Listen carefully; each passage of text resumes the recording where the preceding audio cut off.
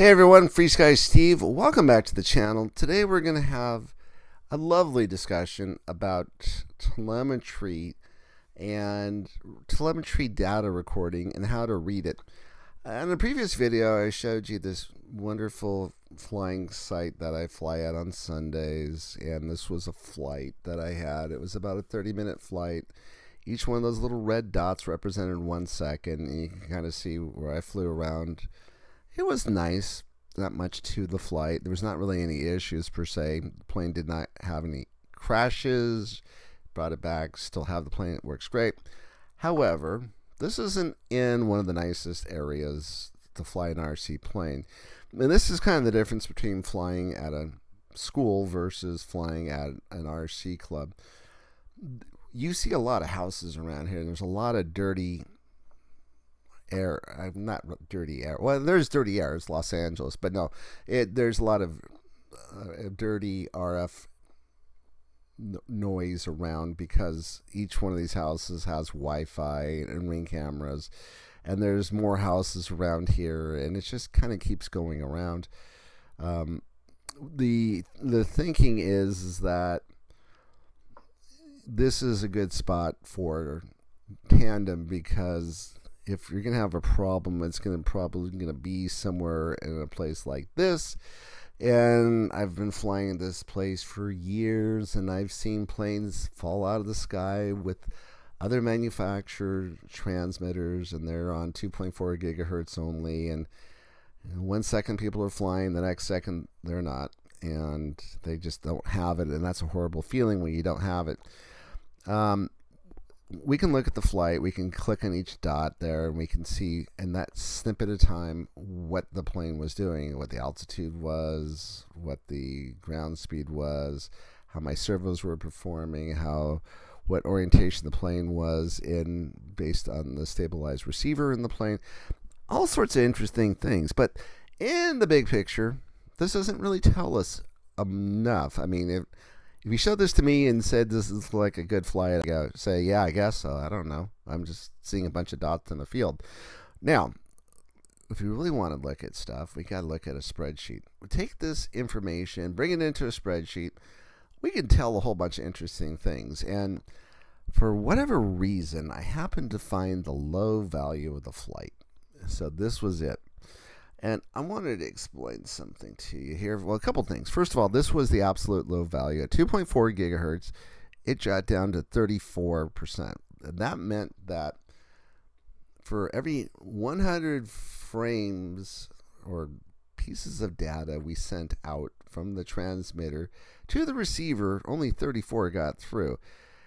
And you can see, like, just a couple seconds earlier, we were at a point where 89 out of every 100 got through, which, some people will think, why is it not 100 out of 100? And the further you get away from the transmitter, the more likely you are to lose some frames. And losing frames isn't really a problem.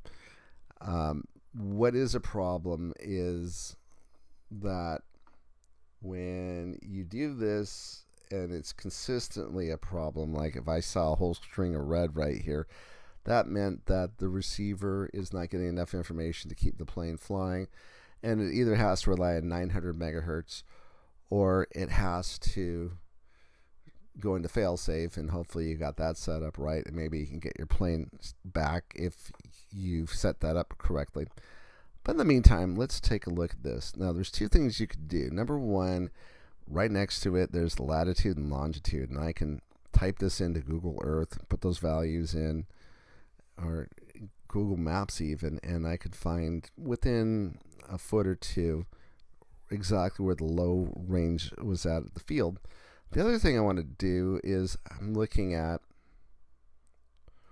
where we were on 900 megahertz. So we go over here, and we see that the lowest part, it's GPS speed, keep going right there. So the lowest part of the flight, where this was where we were in the most peril, 7 out of 10 frames came through on, I'm sorry, that's RSSI. It was 98% of the time. That means that was almost a perfect connection. So as 2.4 gigahertz was falling apart, even if it had to rely on it for a second or two, you had really good, strong control link between the link quality was almost perfect on 900 megahertz. So that kind of tells you the value of 900 megahertz. It's absolutely a game changer. Why are we seeing all these red spots come up? You kind of see red, red, every once in a while, red, red. So you start to count in between all of these, and you see that each one of these is a second. What we're looking at are turns, and the idea is that in the big picture, the plane's happiest when it's flying level, and when you do turns, one antenna, the null antenna, is pointed to the ground, and it's where it's its weakest spot. Years ago, Spectrum came up with the idea of like, wow, now if we only had a second satellite receiver with an orientation that was different than the original one in the plane, then for this low spot, you can rely on that second receiver, and that will pull you through until that becomes low, and they'll go back to the original receiver, and everything's fine. So that was another way of doing it, and then people got confused, and they started putting these satellite receivers all over their planes. It doesn't really do that much for you. You just really needed two of them. And to this day, I still get people who contact me, and they're coming to FrSky from Spectrum, and the first question they have is, can I get satellite receivers for my plane? Yes, you can. And then I ask the question, why? I don't know, that's just the way I was brought up. And then we talk about how you actually have a second receiver built into the receiver. It's not one but two different receivers inside of that one box that you call a receiver. And then it starts to make sense to them, and occasionally I get people who do this, but I say the vast majority of the people who fly FrSky use just one receiver. If you have a fly or die kind of plane where you absolutely want to be sure, get yourself a second receiver. What I did was, you look at all this information, you see these numbers fly by, VFR, and so it was kind of useful to look at the information as far as colors were concerned. Most of the flight you don't really see those colors pop up all that often, but there's a nice long flight right there portion. But that doesn't quite still tell us the whole story. It gives us more information. What I did was I started working with statistical tools, and I am trying to avoid my inner geek right now because I want to be like that professor on The Simpsons. Well, when you discombobulate to the exponentiate, I don't want to talk to you like that. It gets boring, but reality is that on here, we saw that the maximum value was 100% link quality. The lowest value was 34%, which we found. And then the average was somewhere in the 90th percentile, which is, everything looks good as far as statistics-wise on 2.4 gigahertz. What I did was now these are things I set up. I don't really have something that I can share with people because you have to set these values up. But essentially, you go inside of here. It was CountIf, and I did a range. If it was over 90, and this one, it got complicated. If it was between 79 and 90, so it was supposed to be between like 80 and 90. So greater than 79, less than 90. So it was really 80 to 89%. And so what I did is I had the computer count for me how many times this happened. And on 2.4 gigahertz, the number of times where it was 90 to 100%, that meant nearly perfect link quality. The link quality is extremely high right there. Happens 71% of the time.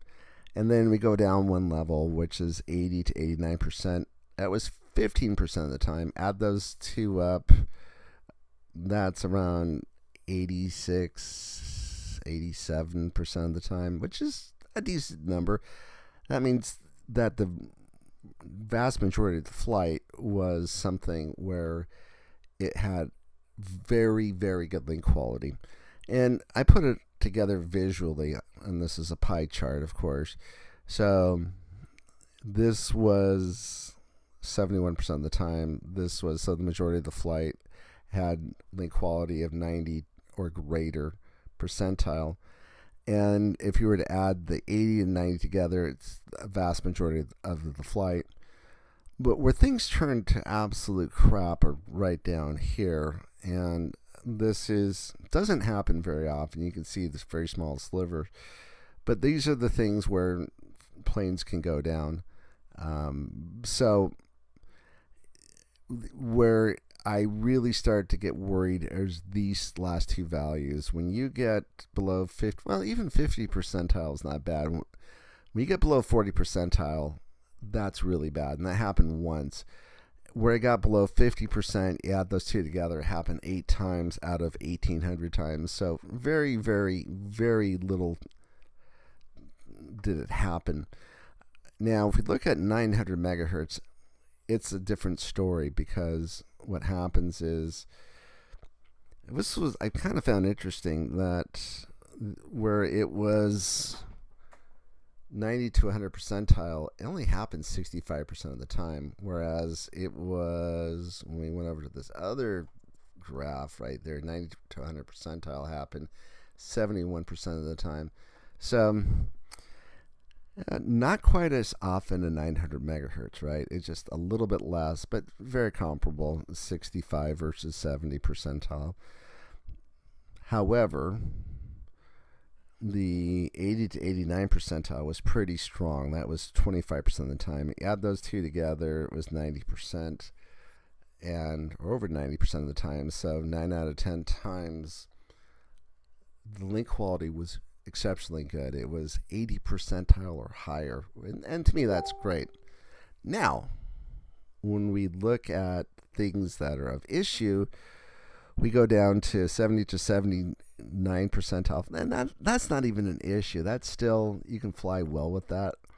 That happened about 5% of the time. And then the danger zone, the lowest values we found, and this is not even a danger zone, that's 60 to 69% of the time, happened 12 times during the flight. So these were all the lowest values I can record. Everything else, 50, nothing was in the 50 to 59 percentile or lower. So that's what you get when you have decent link quality.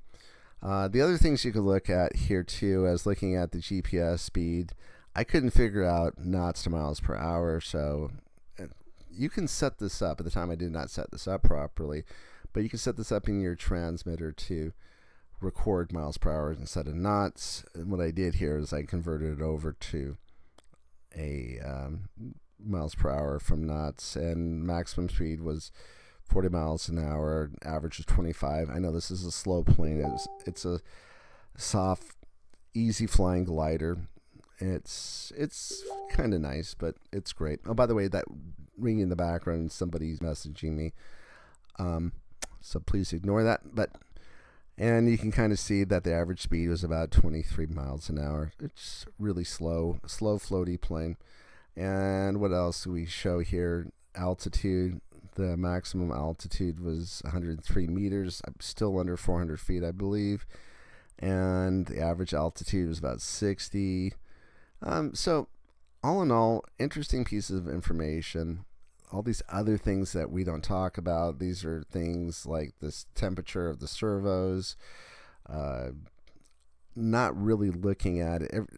I think we got rid of this one right here where it said okay, the status, but you can kind of see that the temperatures didn't really fluctuate all that much. It didn't really get hot as far as the servos were concerned, and voltage and the current didn't really draw a heck of a lot of current. These were very small servos and a big floaty plane.